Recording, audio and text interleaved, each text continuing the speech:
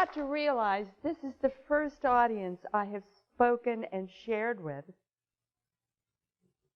where you're not all MDs and PhDs and engineers. So this is very different for me. I mean, you're more personal. You're more open. You know, I'm used to being careful. And I don't have to be so careful here. It's like, oh, this is how do I behave in this kind of an audience? So it's going to be interesting for me how the evening goes, because I honestly don't know how it's going to go. We'll just see. But one of the things I've been noticing is that you like to know a little bit about your speakers.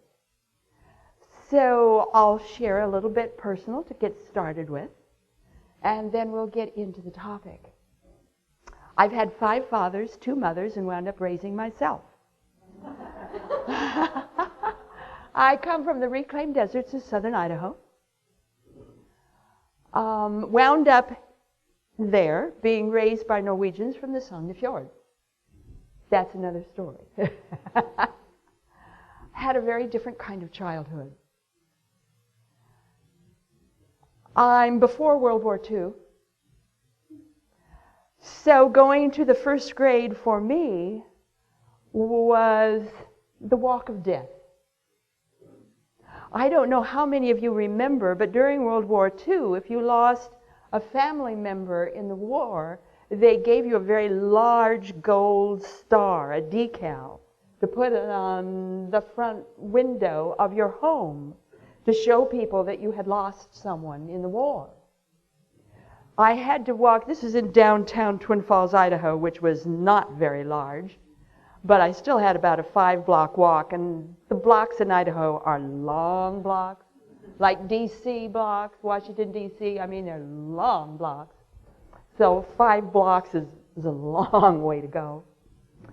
And walking that road to get to the school, and all along the walk, there's these windows with the gold decals in the windows. Well, I knew what that meant. I mean, kids aren't dumb. Listen to your kids. I knew that meant death. And this one morning, this home that I walked by had 6 new decals overnight. And I stood there on the sidewalk and sobbed. I cannot remember one single morning in all of first grade where I didn't have to stop my shutters and silence my tears just to walk in the door of my first grade classroom. So my first grade was a time of trauma, great trauma. I was also the only child in the class who could see music, hear numbers, and smell color. That didn't go over very well. We know now that that's synesthesia. It's synesthesia, which is multiple sensing, which is an overactive or accelerated limbic system in the brain. It's not psychic ability. A lot of the things we call psychic ability are not psychic ability. They are biological. And it's part of the functioning of the body that you're born with. And for me, synesthesia, or multiple sensing, was what I was born with.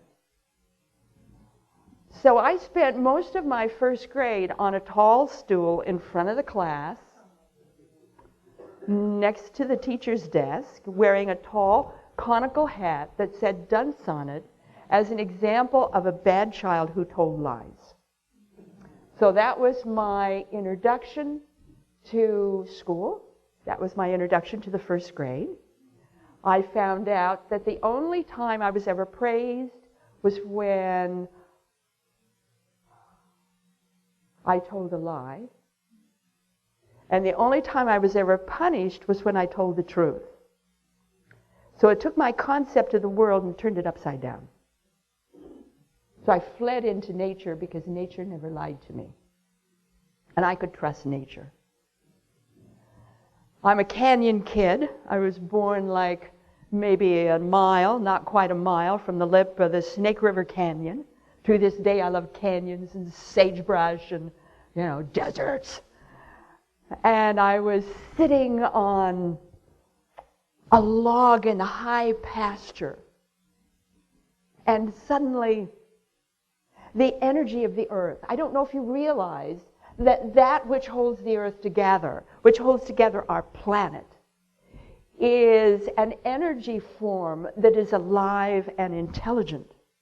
And I was sitting on that log, and the energy from the earth began to build like a mountain builds, and it rose up from the earth, and it was sort of like peaks.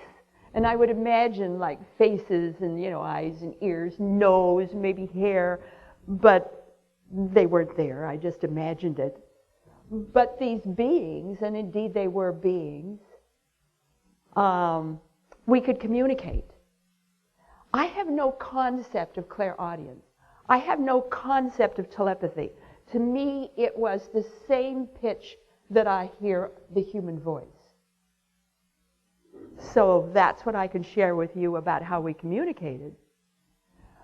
But they taught me how to merge. They taught me how to become whatever it is I wanted to become. If I wanted to go through a rock, they taught me how to go through a rock. If I wanted to pass through a cliff, they taught me how to pass through a cliff. So I got a lot of instructions from them. They call themselves spirit keepers. And that there is no inch of land on this planet that does not have a spirit keeper. You have to have them because they're the glue that holds the world together. Without them, there's no world. There's no manifestation. There's no rocks. There's nothing without the spirit keepers. Without these kinds of realities, I don't think I would have survived my own childhood. Because by the time I got to the 6th grade, I was so filled with anger. And I was so filled with hate that it twisted my face. And it was then that I met the spirit keepers. I got in all kinds of trouble. We won't go into all the things that I did. But if you ask for help, you get the help. The air hears. The air is alive. It knows. And I remember this one Saturday, I went to the bathroom and everybody else was gone. And I looked in the mirror and I saw my face in the mirror and how twisted it was. And I said, I'm going to change you. I don't know how I'm going to do it, but I'm going to change you. Well, then again, that's all you have to do. And then 3 things happened, one after another, which enabled me to turn my life around in very substantial ways. So then I learned the old saying of when in Rome, you do as the Romans do. I then became a Roman because I learned how to do things the way the Romans do. And I graduated from high school just 2 points under an honor graduate. I missed it by 2 points, so I call myself the upper 11% instead of the upper 10%. I graduated in the upper 11% of my class. And then I set about to become the world's most perfect wife and mother. And there is no such a thing. We like to say that we're as strong as the Rock of Gibraltar. Well, my son has visited the Rock of Gibraltar. I have news for you. It's hollow. And inside of it is a NORAD base. So if you say you're as strong as the Rock of Gibraltar, you are kidding yourself. That was such a revelation for me.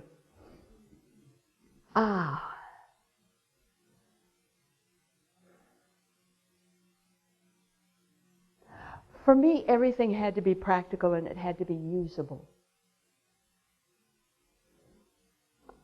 I was working then for the Idaho Department of Commerce and Development. I was staff writer for Incredible Idaho magazine. And my senior editor came to me one day and she said, I want an article on Grand Targhee Ski Resort. This is about maybe 1 or 2 in the afternoon. She said, I want it on my desk before you leave at 5 o'clock tonight. It is for the magazine. Well, I'd never been in eastern Idaho. Certainly I've never been to the Tetons. So I called up the state library. Do you know anything about Grand Targhee? They did not. They had no books. I turned everywhere I could turn. Do you know anything about Grand Targhee? And one person had a little brochure, and that's all there is. So I told my secretary, hold all my calls, all visitations, went in until you see the door open in my room. So I went into my room, shut the door, sat down at my desk, did what we called then zapping the soul out of the body. In other words, I just relaxed and felt myself leave my body and go to Grand Targhee. I went to the ski resort, skied the whole place, walked all over it, smelled the air, looked around at the signs on all of the roads and the streets and the resort itself, really got a sense of what Grand Targhee was all about, came back to my body, reactivated it, grabbed paper, put it in my typewriter, typed up everything I saw or felt or sensed or smelled. That became my research. And I used that data then to write the article called At the Base of Heaven. It was published.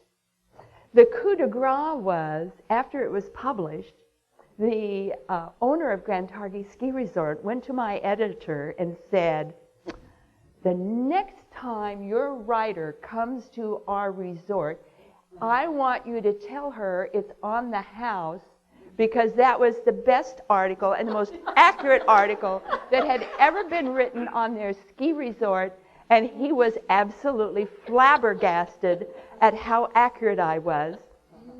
And when my senior editor was telling me this, took everything I had not to burst out in laughter and say, well, should I bring my body next time? So this is the way I work. Has to be practical. Has to be in the earth plane. Has to be grounded. Where I'm really not that interested. I mean, I can fly as high as anybody else, tour the planets just like anybody else, channel just like anybody else, but I want to be able to see it, feel it, touch it, smell it. I want to know what it is. What can I do with this? Not know. I want to use. I started the Northwest first nonprofit metaphysical corporation, their first metaphysical speakers bureau. I started Inner Forum. We brought in people by the thousands, conducted experiments, taught out-of-body traveling. Would put anything in my hand and it would move or do whatever it is I wanted it to do. Didn't matter what it was, I did it. Found that I could do it. And it was thrilling. Those were heady times when we did so much and proved so much. And then there came a time, you all know this one, when the student is ready, the teacher will come. Have you heard that? You've all heard that, right?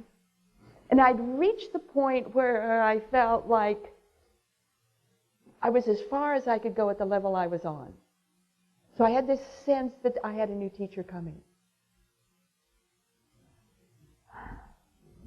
Well, my teacher was deaf. I was expecting a person. I didn't get a person.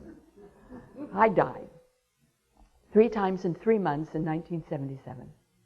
First death was January the 2nd. It was a miscarriage and major hemorrhaging. Second death, January 4, 2 days later. And that was a major thrombosis which dislodged in the right thigh vein, followed by and accompanied by the worst case of phlebitis the specialist had ever heard of, let alone seen. And then March 29, we do not know what killed my body. All we know is there were no vital signs, and I was dead. Later that fall, I had 3 major relapses, one of which was adrenal failure. I was working as a bank analyst with a blood pressure reading of 60/60. So you know I wasn't doing too good.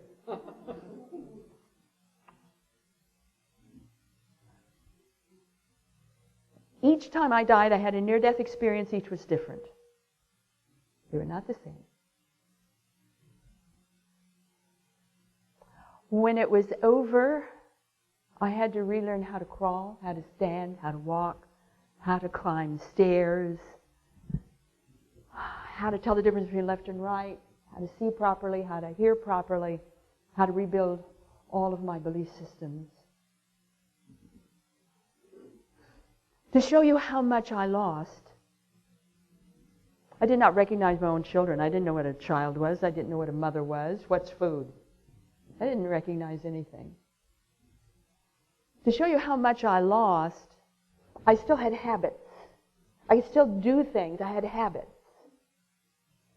Let me give you an example of what that was like. I knew that if I wanted to get food out of a can, I would pick up that can and I would take a can opener and I would take the lid off. Then I would put the can opener down.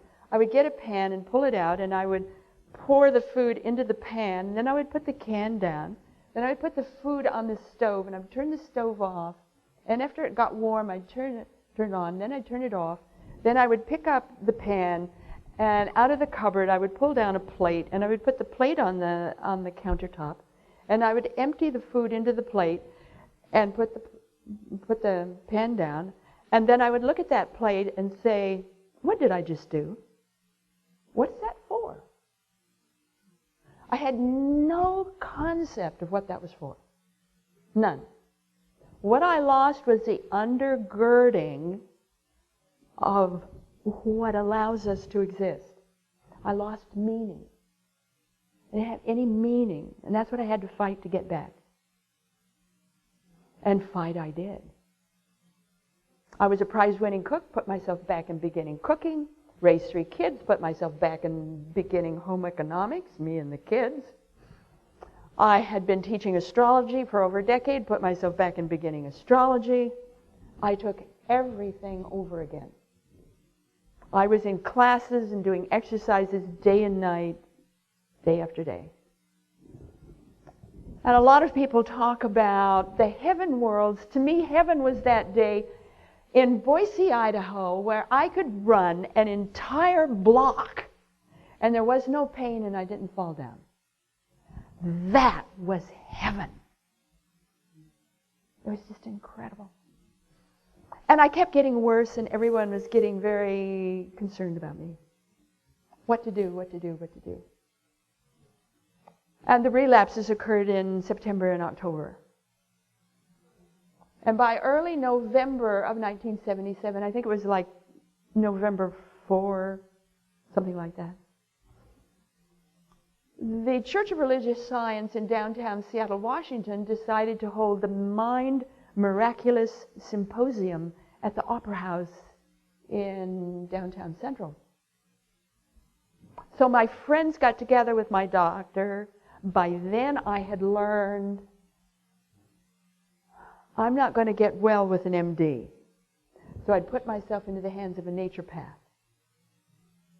And that lovely man got up really early in the morning, gave me all kinds of shots and a bag full of medicine, and they tucked me into the bottom of a van and covered me with blankets as if I were a babe and trucked me up to Seattle, Washington, because unbeknownst to me, my friends and my doctor decided I needed a change of pace.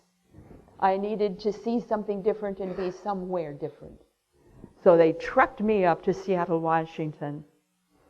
The speakers were like Elizabeth Kubler-Ross, Dr. Blue Joy, Uri Geller, and all of it. But the one who paid my way was Dr. William Tiller, the physicist from Stanford. He was the first speaker. This huge opera house, It's like 2,000 or 3,000 people that it holds. And there was standing room. Yeah, only standing room. And they had this massive screen. I don't know how many stories tall. Easily 4 or 5, maybe 6 stories tall. Massive screen that pulled down on the stage. And all I remember about Dr. William Taylor's talk was, it was called The Eternal Now, and it was his theory that now, we use that word rather glibly, the now moment, what is now. It was his theory that now could be measured, that now was a construct, that now was a physical thing we could understand, and it could be charted. So at the end of his talk, I don't remember his talk except the end. And at the end, he put up on this massive screen his chart of what the eternal now looked like.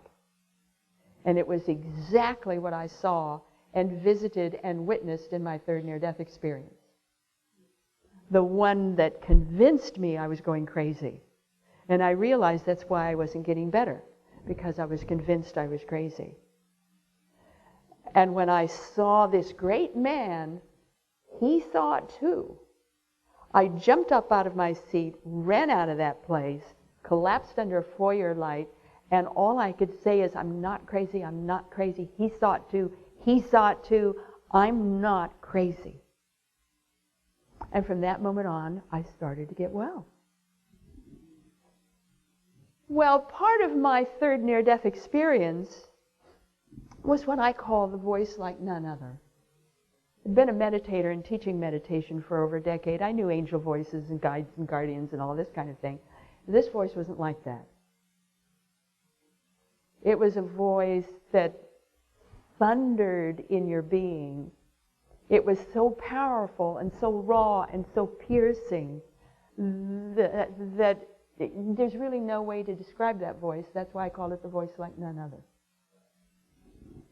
And that voice enabled me to witness creation, the inner workings of creation and consciousness. In my book, Future Memory, is most of what I saw. In the book, I call it a vision. It was not a vision. It was a witnessing, because I was at the center of the inner workings of creation and consciousness. That's what that chart was. And after I was enabled to witness all this, then that voice spoke. And it said, test revelation. You are to do the research. One book for each death. Book number 1 was not named. Book 2 and 3 were named. I was shown what was to be in each book, but not how to do it or how long it might take me to do it. So after I was reasonably human again the following year, 1978, the fall of that year is when I began my research. Now, I'm a cop's kid. I was raised in a police station, and I use police investigative techniques as my protocol. And believe me, I'm thorough. My dad started teaching me police investigative techniques at the age of 9. He was very strict. Just to show you how strict he was, we would be in downtown Twin Falls, Idaho, and we would go at the dime store. And in those days, he didn't stack shelves. Everything was at eye level, covered with glass. So you'd walk into the dime store, and I was just like any little kid, 9-year-old kid, agog at all the glitter. I was just having fun, and the MO was always the same. Dad would grab me by the shoulders, twirl me around, look at me eyeball to eyeball, and he'd say, all right, now describe that woman that just walked by. Where's the part? The color of the hair, or describe the clothes, belt, handbag, shoes, socks. Is there a watch? Any distinguishing features? We get this checklist. And I would just be, I wasn't expecting that. And I would do the best I could, Or we would be crossing Shoshone and Main Street. get safely across the street, and Dad would do the same thing. Always, grab me by the shoulders, twirl me around, eyeball to eyeball. All right, now describe that man that just went by, and here's the checklist. He did that off and on for 3 years. I got to the point where I was always looking. I never knew when he was going to spring this on me, so I was always looking. I was one of these weird kids, always staring at everything. Well, I used what he taught me then. Police investigative techniques is my protocol. And they are indeed. My dad was a good cop. He was an excellent cop. Well, he had Scorpio rising. What do you expect? He was an excellent cop. So he taught me that. That's the protocol I used. And I've been very, very careful. I'm not after anecdotes. I'm not after interviewing people when I do my work. I'm not just listening to your stories. I'm watching you. I'm watching what your body is doing. I'm watching the pupils of your eyes.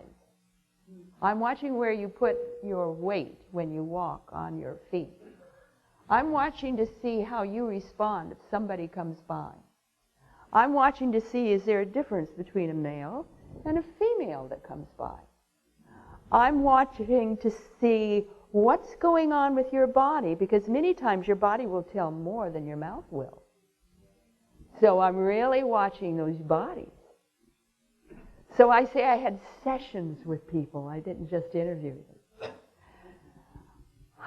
I worked on the average of 6 to 7 days a week, 10 to 12 hours a day. I worked like that for about 18 years, and then I let up a little bit. I now work maybe 5 days a week and maybe 8 hours a day. So, I slowed up a little. I now have what we believe is the largest research base, nearly 4,000 adults and children who have had near-death experiences, and many of them near-death-like experiences. I have written 8 books on my findings. The 9th one comes out in October. Here's the cover of it. Near-Death Experiences, the complete source book, almost 500 pages, exceedingly thorough, but written in easy language for busy people on the go, full of cartoons, full of drawings, full of sidebars. You can get your whole subject in like maybe 15 minutes, 15, 20 minutes. So if you're looking for the big book, circle your calendar, October, the complete source book, it's coming. Some of my books, some of my research books are here. 4 of them are here. The rest of them are out of print and will be coming back eventually. I recheck my findings at least 5 times, maybe 6 times with different people in different parts of the country at different times of the day, different seasons. All of my books have peer review before they're published. For those of you who are astrologers, I have Pluto on the ascendant and Saturn on the midheaven, and you know I'm thorough. I don't miss a trick.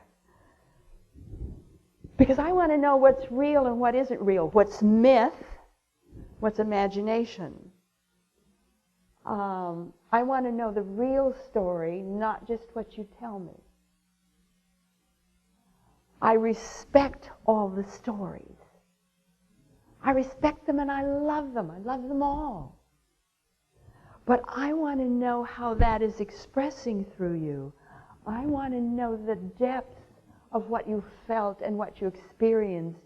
I want to know what that did to you. I want to know all about the after effects. And by the way, with a near-death experience, there are physiological after effects as well as psychological. There is a whole pattern of them. Get in any of my books and you'll read about the pattern. Certainly the New Children in Near-Death Experiences out there has the pattern in depth. I want to know the real story. And that's what I went after. I want it from 360 degrees. I want to know what's positive, what's negative, and what's all the in-betweens are.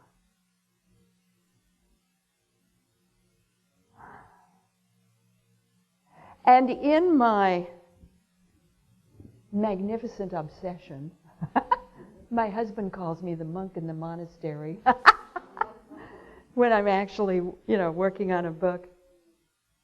I don't know what my name is. I don't know who he is. I wouldn't know if the sun was shining or not. My mind works like a laser beam. Wherever my mind is, that's where I am, and that's who I am. But then in December of 1999, mid-December of 1999, well, actually about, I believe it was December the 20th, had a very interesting thing happen in our family.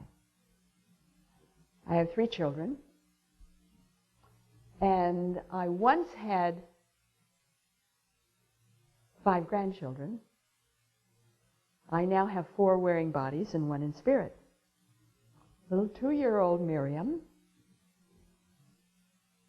was seizing one day, dead the next, that quick. Bacterial meningitis. Here's a picture of 2-year-old Miriam. I'll pass it around. When Miriam was first born and I looked into her eyes, I didn't see a child. I saw my former mother-in-law looking back at me. And if you don't think that isn't spooky, in your grandchild, you're looking in the eyes of your former mother-in-law. It's like, wait a minute here, God, whoops. Miriam was a carbon copy of May, M-A-E, May Huffman. I've been married twice in this lifetime. This was May Huffman, the first marriage. This is May down here. This is Miriam. So we'll pass this around. Let's start over here and just pass it back and forth. Someone get it at the back and make sure that I get it back again. She was just a ringer for May. She had the same habits, same mannerisms as May had. So I knew May had come back. And my son, who was Miriam's father, was May's favorite grandchild. And the only male in the family who had red hair like May had. So he was the favorite. So it made sense to me that if she was going to come back, she would come back through him. And she did indeed. And then that phone call just before midnight from my son saying that they pulled all the plugs and Miriam was dead. The brain had herniated on the brainstem. And there was nothing left of the brain. And when you're there for that kind of phone call, I loved my granddaughter, but my allegiance, my interest, my heart was for my son, who was so upset. His heart was just torn in half, just sobbing, because he was a really good father and he really loved kids. And he lost his daughter. And I did everything I could to be there for him. And then I put the phone down, and I turned around, and there's May, standing there, fully manifested, May. I thought all of our unfinished business was over, but it wasn't. May was one of these people that was very gregarious and very open and very generous and loved everybody and giving things to everybody. And as far as I was concerned, she overgave. And I couldn't handle it. It's like she was trying to live my life. It's like she was trying to take over my life. And I had some problems with May. So there she is, and I found myself crying and working out then the unfinished business with her. And when I finished crying, She looked at me and smiled, and she said, will you write a book about death?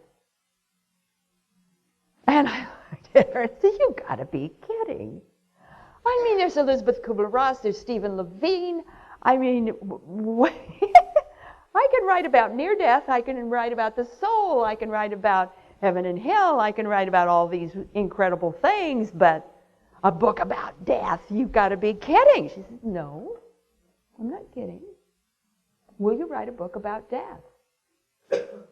And you know, whenever you're in the presence of a manifested being from the other side, I don't care who they are or how high they are, always check. I'm a double checker. So I immediately went into my own guidance and checked to see if this was valid. Should I write a book about death? And my guidance was laughing hysterically, and it said yes. So I thought, oh, a heavenly setup. So I opened my eyes. May is still there.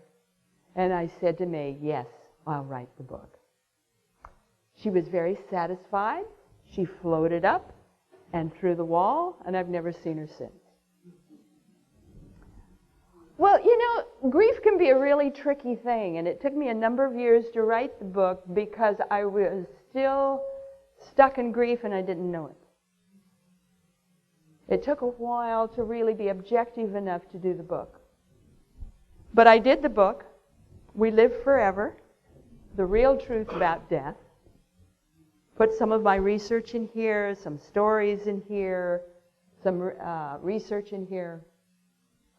It's a book about a whole lot of things.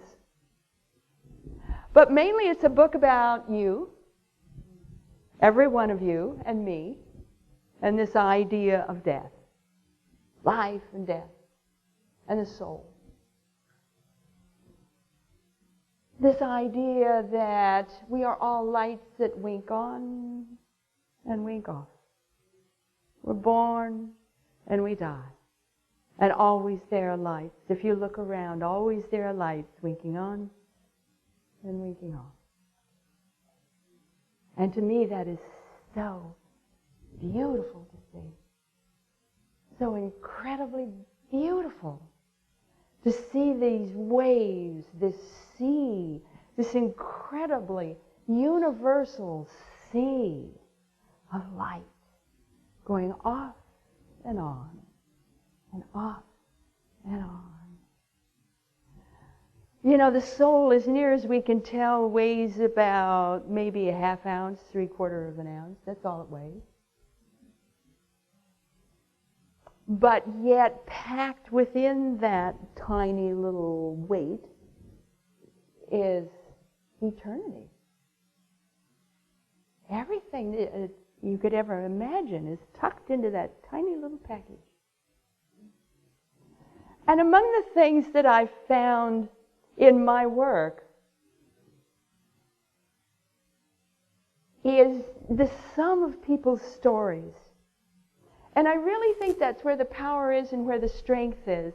Yes, our own knowings. Yes, that's what our purpose and growth is all about. Yes, getting to that point where we simply know. We're just there. But to add that sense of validity and meaning and real purpose is if you sum the many. And that's what I do. I'm a synergist and I sum the many. And on my website, which is just myname.com, I took what 3,000 people told me and wrote what death is and what it feels like to die. And if you access this and download it, I'm giving you permission to print it as much as you want, wherever you want, from now on. I've released my copyright. Just give me credit. Give my books credit, my website. That's it. Please feel free to use what death is and what it feels like to die. And when you're looking at the sum of the many, All of these people, all of these thousands of people, the majority of them had the same thing to say when they came back from death. The majority of them had the same thing to say. 4 words. Always there is life. Think about that. Always there is life. That means there's no such thing as an afterlife. That means there's no such thing as a before life. That means there's no such thing as a present life. That means that the way we interpret life and the way we see life and the way we respond to life doesn't exist. The only thing that exists is this very, very different vibration, this very, very different non-vibration, this very, very different isness. Just kind of hang with that thought for a minute, because if you can in any way kind of play with that thought, then it takes all of our ideas of what the world is, who we are, what we're here for, and sort of turns it upside down. And it just alters how we see things. If you're talking in terms of linearity, if you're talking in terms of the kinds of stories people come back with, they come back with all kinds of stories about heaven and hell. And these kind of stories talk about once you've left the body, once you've in another realm or dimension, whatever you want to call it, it's like a layer cake. All different kinds of levels, all different kinds of realms. It's like a layer cake. And the different layers are separated by vibration, the different vibrations. So that you've got all these layers of what we could call hell. You've got all these layers of what we could call heaven. But the interesting thing is, the whole system is open-ended. So that if you think you're going to go to heaven, I would invite you to rethink that. And if you think somebody's going to go to hell, I would invite you to rethink that as well. And I would like to read to you what the summation of this is. Doesn't take long. This is hell. Oh, and I have to lift up my glasses a little bit here. Please forgive me for that. Hell refers to layers and levels of negative thought forms that reside in close proximity to the earth plane. The vibration in these levels is slower, heavier, and more dense. It is where we go to work out whatever blocks us from the power of our own light. Hang-ups, addictions, fears, guilt, angers, rage, regrets, self-pity, ignorance. We stay in hell, and there are many divisions to this vibratory level, for however long best serves our development. There is no condemnation here per se. Rather, the working out of our own errors in judgment and mistakes, misalignments, or misappropriations, commonly referred to as sin. In hell, we have the opportunity to either revel in our folly or come to grips with the reality of consequences, that every action has a reaction, and what is inflicted on another can be returned in kind. We experience the flip side of our despair or our demands, living through the extremes of whatever we dread. This is not a punishment for our sins, as much as it is a confrontation with distortions of our values and priorities. We do not leave the realms of hell until we have changed our attitudes and perceptions and are ready for another chance to improve and advance. Here's heaven. Heaven describes levels of positive thought forms that reside in close proximity to the earth plane. The vibration of these levels is faster, lighter, and more subtle. It is where we go to recognize or enjoy whatever reveals the power of our life. Our talents, abilities, joy, courage, generosity, caring, empathy, givingness, virtue, cheer, diligence, patience, thoughtfulness, loving kindness.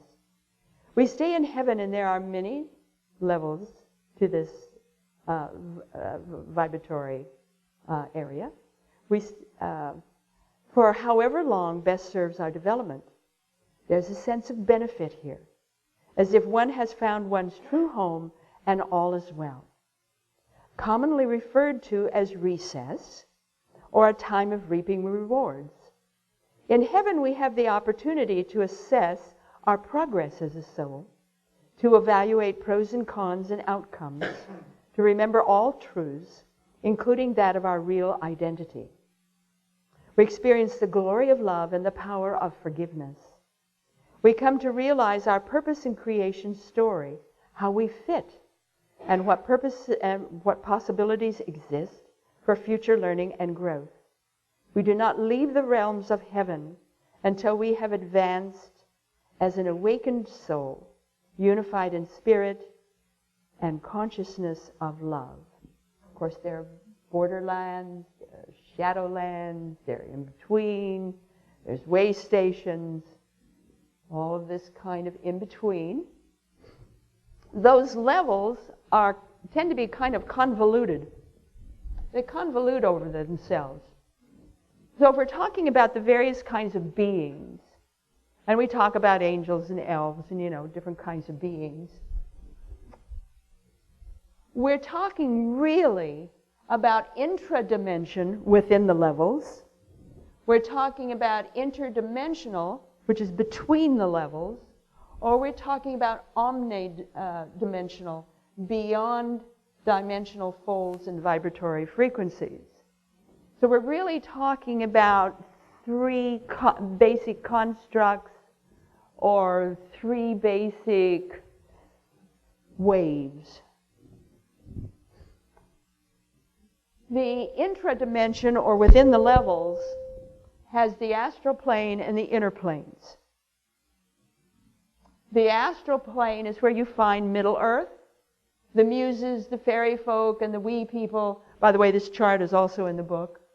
Energy beings, ghosts, disincarnates, demons and devils, the hag, emotional discards, passion forms, psychic residue, imprints, futuristic manifestations, most abduction accounts, alien or otherwise, psychic creations, animal and nature spirits, enchantments, guides and guardians, shapeshifters, phantoms, lost souls. This is the lower kingdoms of ensoulment. You want to get to the higher kingdoms of ensoulment, you go to the inner planes. Higher being, the beings that are there, higher beings as ascended masters, spiritual hierarchies, angels, the elders, matrix stewards, spirit keepers, the untarnished soul, access to the great plan. So that's on the inner planes within the levels. If you're going to go in between the levels, this is where you find your immigrants from other worlds, your visitors and travelers from other planes of existence, some aliens, parallels, windwalkers, light workers. If you're going omnidimensional, this is where you get your abstractions of luminescence, that which is omnipresent, omniscient, omnipotent, the Godhead. It's mainly three different overleafs, or I'm searching for words here, but three major constructs or waveforms. The journeys we take in the world of form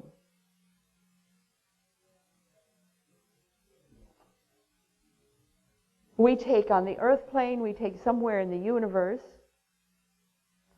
This is where we experience the curriculum that our souls have for us to experience. This is the curriculum here. This is where we work out through the curriculum, experiment with it, play with it, test it, whatever, of what our souls have planned for us. When you're with these many people who have died and come back, you get a different idea of the soul. You get that sense that the soul is so powerful. Your soul is so powerful. There's no way that you could handle all of your soul in your body. If you tried, it would burn up the body. It is just so massive. So all of us only have a small portion of our soul encased within us. I truly feel that the purpose of transformations of consciousness, no matter what they are or how they're caused, whether it's Kundalini breakthroughs, shamanic vision quests, spiritual transformations, the typical mountain peak experience, near-death experiences, near-death-like experiences. I don't care what the experiences are. I'm convinced now that the purpose of all of these is to enable us to handle more and more of the force, more and more of our own soul without burning up.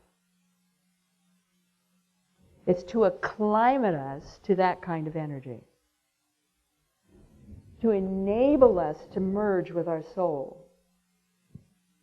The soul can inhabit many bodies at the same time, not just yours. I remember that very, very magical moment when I left Idaho and was immigrating east. That's what we call it out in Idaho. You're immigrating east. A good Idahoan never leaves. Yeah, you never leave the West. My family has still not forgiven me for leaving the West. The United States ends at Denver. Anything east of Denver is in Greece, or some other country, just. So I was still yet in the West, and I went to Big Pine, California, which up in the mountains is the home of the Grand Patriarch Grove and the bristlecone pines. The bristlecone pine is the only tree on this planet that grows above the tree line. The only one. And I knew that one of those trees was me. And I made it to my tree. It was way up there. And it had fallen over, it had died. So I sat next to my tree, way up, higher than high, higher even than where the birds go. And it was just me and my tree. And I meditated. And it was one of the most ecstatic experiences I've ever had. Fabulous. I met two people that had my soul in them. And I was a dog, and my dog died. I went past Grants, New Mexico, going toward Albuquerque, New Mexico, and I was a stone in an extinct volcano to the left as I was traveling toward Albuquerque. I didn't get to go to my stone, though, my boulder. But that, for me, that was such a rich experience to see parts of myself all over and realize it's me. This is me, my soul. We share the same soul. That was just such a fabulous experience. And to realize how unlimited the soul is. It doesn't know what limits are. The soul, our souls, advance or accelerate in cycles. And these cycles, they pre-choose, depending on what they wish to explore or experience. Let's say, for instance, a given soul wanted to learn more about courage. It will then plan a number of lifetimes so that it can experience courage from many, many different points of view. And then at the end of that cycle, then it chooses another cycle. What does it want to do next time? What does it want to explore? And it's always exploring. Because the purpose of the soul is the co-creator with the Creator. And eventually we move into the Godhead. And eventually we become creators, not just co-creators. So you want to experience then as a soul as much as you can of whatever you can. And so many near-death experiencers come back with this knowledge.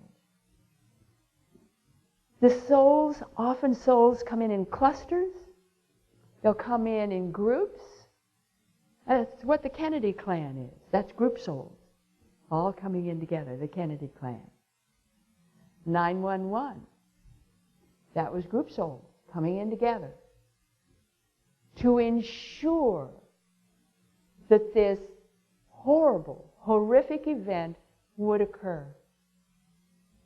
The real purpose of September 11, and I was there hovering over, well, the towers were here, and I was hovering about here. The first tower had been hit, and the second, I saw that hit, and then went into the plane and saw several of the perpetrators in the plane. You can find out all about that on my website. It's a free download. It's called The Challenge of September 11.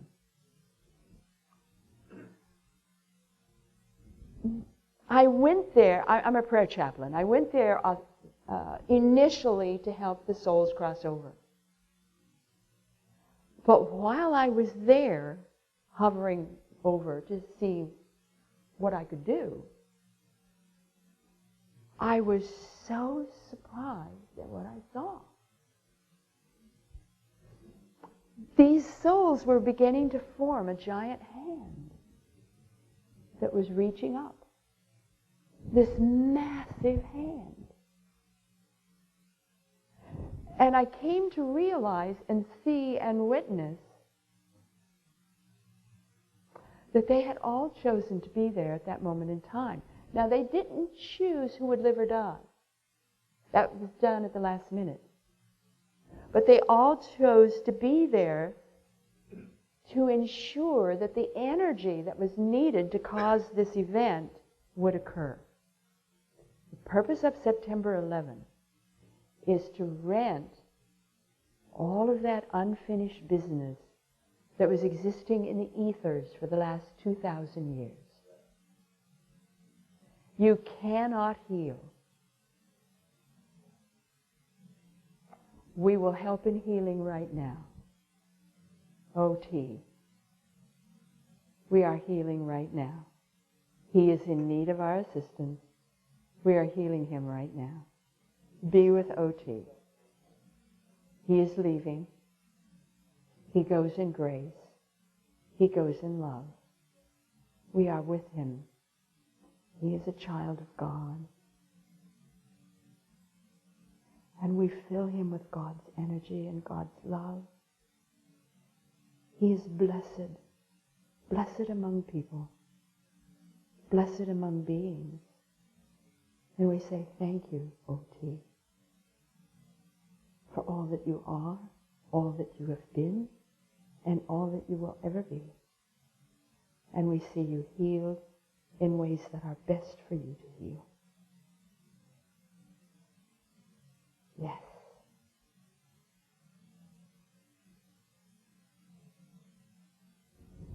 Thank you, God. Amen.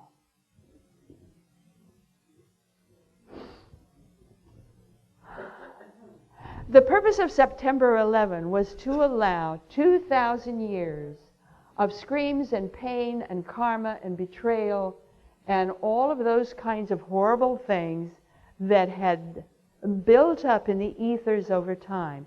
The blast was big enough to rent that buildup of karma in the ethers. It was big enough to blast and rent and knife open that incredible buildup and enable all of that to come back. All of the unfinished business of the last 2,000 years is here now. Abraham's sons are still fighting each other. All of the unfinished business in your lives is back now. The purpose, of course, is healing. We're not going to move into this higher, greater form of our world until we have healed the past. This is what I saw. This is what I witnessed. And I was just so awestruck.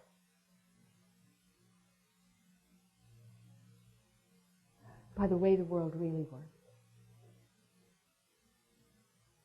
We think we know the way the world really works. But it works a little bit differently than what we think. Every step you take, you are either blessing or hurting or holding back the earth, beings around you, the world around you. You are always blessing or somehow withdrawing. You're always putting forward or pulling back with every step. Everywhere you stand is holy ground. Everything you do is part of that function you have to be this incredible acupressure needle that is enabling the heavens and all of the universe to funnel through you to build and bless and heal and help the earth. You're always, every one of you is an acupuncture needle. You're always bringing in and putting out, always.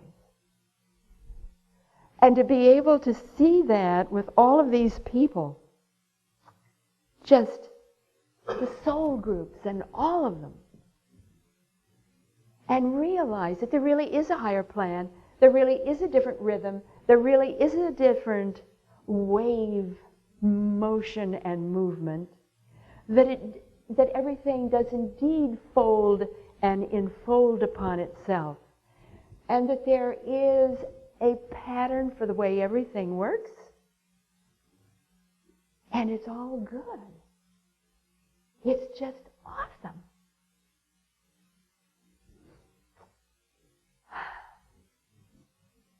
Very briefly, I want to tell you about Future Memory, which is out there. That book was book 2 of the 3 books I was to write. It was named by this voice. Future Memory is a labyrinth. It's not a book. It looks like a book, but it's not a book. It's a labyrinth. Every sentence, every paragraph, every page is part of the math I used to create the format of the labyrinth. So as you're walking the labyrinth, you don't skip from across the rows. You stay on the path, right? And the pathway will always enfold on you. You think you're going one direction, and the next thing you know, you're going another direction. The book is the same way. Read it straight through. Stay on the path till you get out to the other side. If you skip read that book, you'll wonder why I ever wrote such a dumb book. It will not hold together. It only holds together if you stay on the path. The purpose of the book, it's about the inner planes and the inner workings of creation and consciousness, but that's not really what the book is. The book is a brain changer. It's a psychotronic device. Its purpose is to bring your consciousness up to the next highest level possible at that point in time when you're reading it. And you read it again, and it gives you another lift. You read it again, it gives you another lift. Because that's the purpose of the book. The book is alive. It is a brain changer. So that was, I just wanted you to know the story of that particular book. I also want, forgive me, but this book is now here, hot off the press. You're the first people to see it. Runes of the Goddess, and the CD, and the actual runes. This is not Futhark. These are not the oracle runes. These are the elder runes. There's no formats. There's no layouts. These are group runes. These are family runes. They work as one. There's 14 of them, but they work as one. They work with question stones. It's a different system, but it's actually easier to catch on than the oracle runes, and you get much more information. I'm so excited about the book finally being out and all of the rest of the little goodies that go with it. The CD has a shamanic meditation on it. It was the runes that enabled, these runes, the goddess runes, that enabled me to learn how to retrain my brain and learn how to use my brain, because it had changed so much. This particular set, the group runes, the goddess runes, not the oracle runes, just the goddess runes, enable both left and right brain hemispheres to come together and work as a whole brain. Runes are ancient hieroglyphs. You know what a hieroglyph is? Okay, and most of the runes that are out now were done by come from the Norse land, Scandinavia, or Northern Europe. Mine come from the Ukraine and the Danube and the Crimea. And again, they're called the elder runes.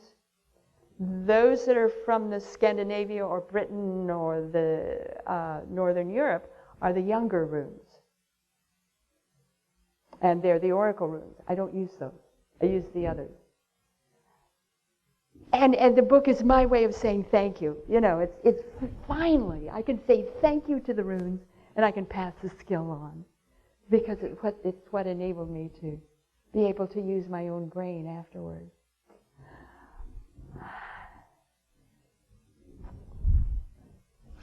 One more thing before we're through, before we open it up for questions, because we've really got a lot of time yet left, and I'd like to open it up for questions.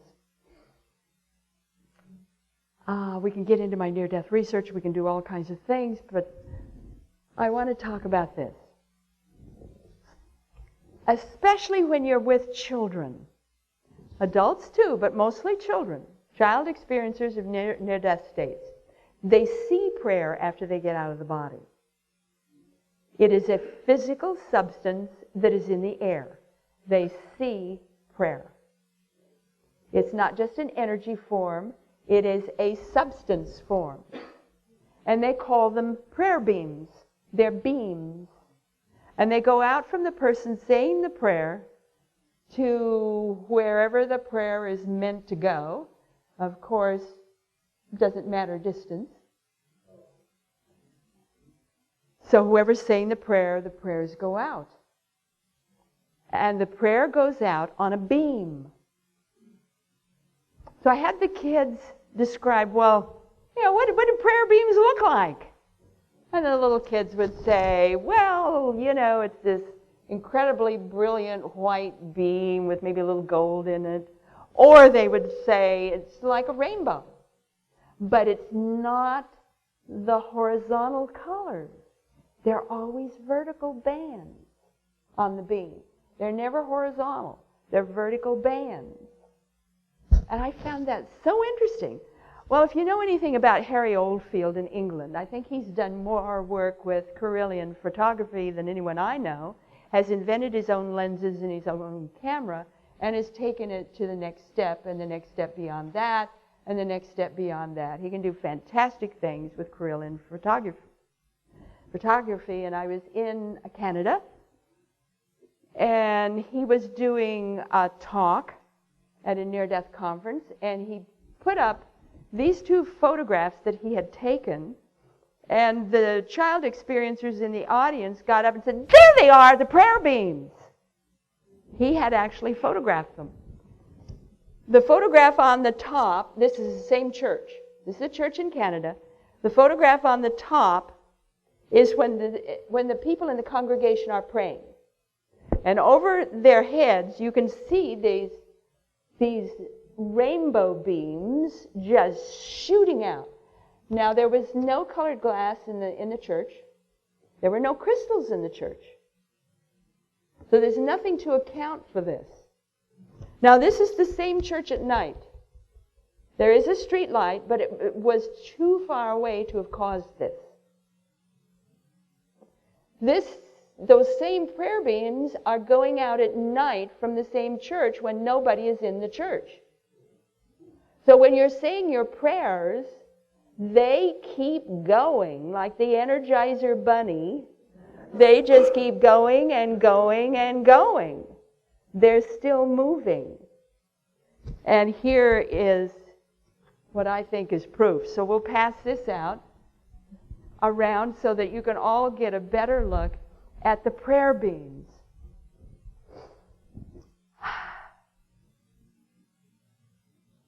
Yeah, okay. What I'd like to do right now is just entertain thoughts of yours, because I can go any direction on any subject. We've had an opportunity to just kind of touch on maybe a different way of looking at things. But I'd like to know what you want to know. And we have some mics around here. Anybody want to make any comments, ask some questions? We've got one over here. I have a question. You talk a lot about children in near-death experiences. How would you? I was an infant in the hospital until I was 6 months, and my grandmother always tells me that 3 different times she was called and told that I was dead, and that I continued. They'd get to the hospital and I wouldn't be dead. That I would have come back. What kind of? Are you kind of different from the rest of your family? Actually, no. I mean, we're a lot alike. But different, yeah. My mother had a really hard time raising me. She didn't know quite what to do with me. Okay, I rest my case. You want to get the book, The New Children in Near-Death Experiences. It's your story. There's a lot of children who have near-death experiences in birth trauma. You can be any age. You can be born. You can be in the vagina being born, have a near-death experience. You can still be in the uterus and have a near-death experience. With these little ones, they'll remember them, and when they're finally verbal and have language, then they try to tell their parents about them. And what usually happens is the parent says, "Well, that's just your imagination," or "Shut up, I don't want to hear about it." But the full list of what to look for if you might have had a near-death experience as a child, the full list of what to look for to recognize if you might be an experiencer is in the book, because there is a pattern. So look for that. If you want to know a little bit more about children's near-death experiences, this is why I started writing about the new children, those being born now, because they're so much like children who have near-death experiences and then they come back. They're very, very similar. And I noticed that, so I started doing more research on the new kids. But children who have near-death experiences are really more impacted by them than adults are. Much more so, in fact. The younger the child, the more impacted they are, because these experiences are occurring at major junctures in brain development. You know. And if you've got a power punch from a near-death experience that hits when the brain is still forming, you're going to have a very different child. I had, in my research base, it was from birth until the age of 15 years. In that span, I had 2 clusters. The clusters were between 3 years of age and not quite 6. The other cluster was between birth and the age of 15 months. Just to give you an idea of some of the changes that can happen, we know now, this is a signature feature of a near-death experience. The individual comes back, and it doesn't matter how long they were without vital signs. Normal is from 5 to 20 minutes. That's normal. No vital signs, no brain activity. 5 to 20 minutes. That's normal. That's average. No matter how long they're out, there is little or no brain damage. In fact, brain enhancement. That's a signature feature of a near-death experience. You come back smarter than you were before. So looking at, in my particular research base, just across the board from birth until 15 years, those who tested out as genius afterward were 48%. In that span, 48%. Now, when I'm saying genius, I'm saying they're scoring, when they're old enough, they're scoring on standard IQ tests between 150 and 160 with no genetic markers to account for it. Now, most school teachers will say, well, scores are between 134 to 136. That's genius. Other teachers will say, no. Genius begins at 140. These are kids that are scoring between 150 to 160 with no genetic markers, and you can trace it back to the near-death experience. They weren't like that before, but they were afterward. Well, let's look at the 2 clusters here. If I look just at those kids who had a near-death experience before the age of 6, it jumps to 81% that are scoring between 150 to 160. If I look at the youngest ones, the little ones, the babes, birth to 15 months, almost all of them are scoring genius. And their scores begin at 181 and go up into the 200s. The younger the child, the bigger the jump. Just all kinds of amazing things that happen because of these experiences. If you sort of relax into that a little bit and allow your mind, your brain-mind assembly to kind of deal with that and realize that a near-death experience doesn't just make you a better person. You don't just come back not afraid of death anymore, or nicer, or more generous, or more loving. It changes your body. There are physiological after effects. There's a whole pattern of them, as well as the psychological after effects. And again, you get back to this idea that when you come to events like this, when you take your classes, when you get involved in all of these different modalities, what you're really doing is you're becoming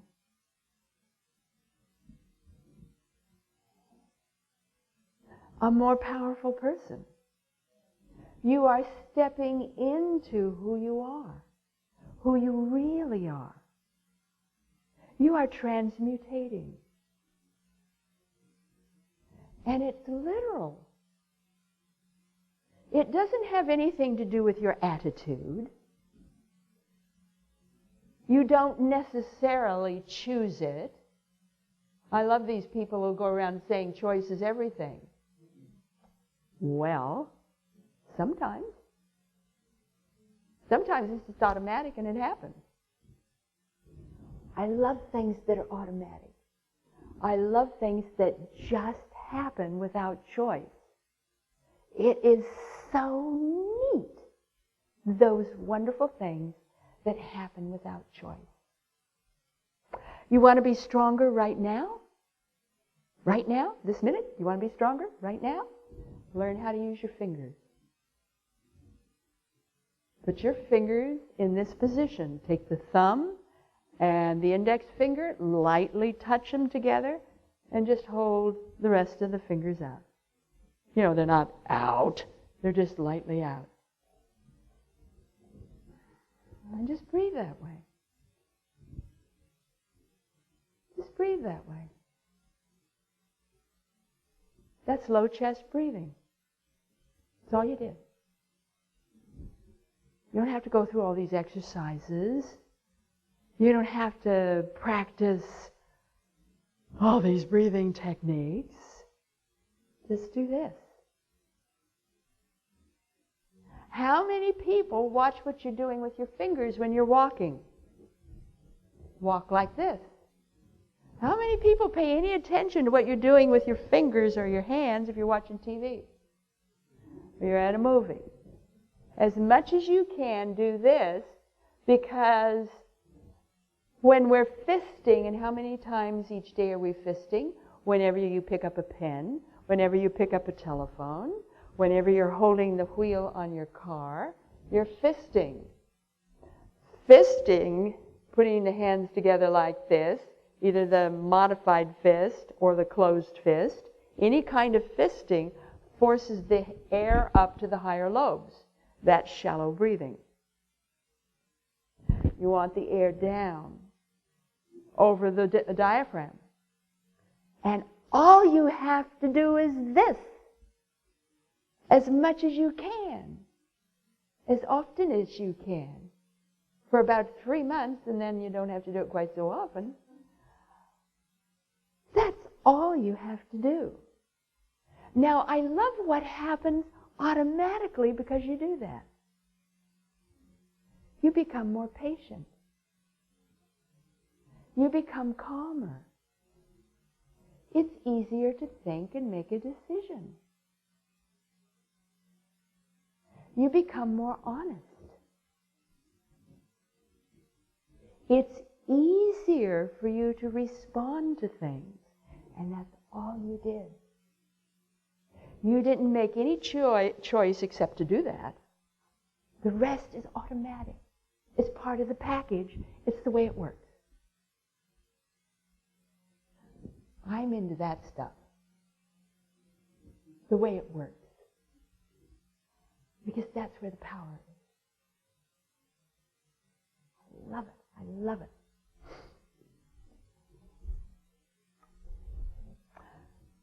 Okay, let's get into power. The real power. We're going to do the ah breath. I'm going to teach you the ah breath. All you have to do is take in air. Hold it for a second. When you release it with ah. Ah. Just release that, string it out. So we're going to do that, and we're going to keep this ah going for a while. Are you with me with that? We're going to do that. Okay, breathing in. Ah.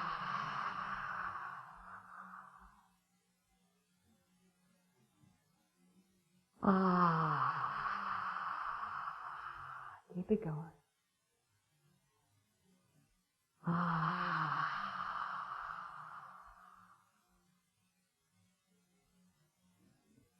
Ah.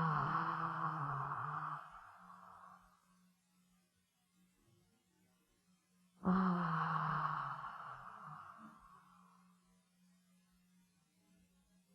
Ah.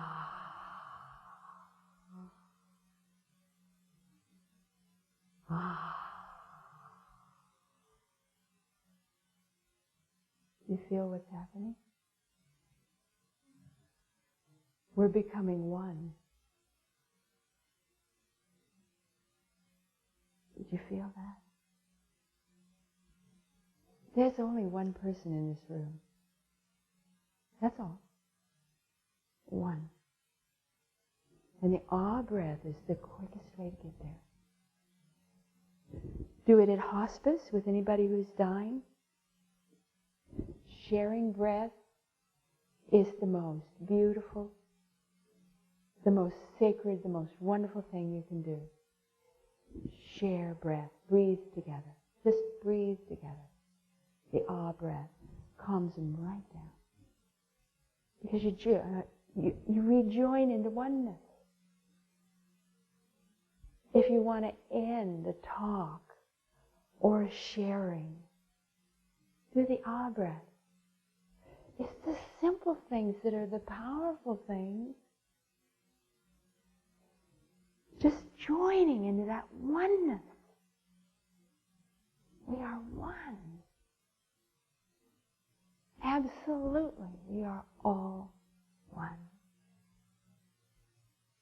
And we joined into that incredible truth of one.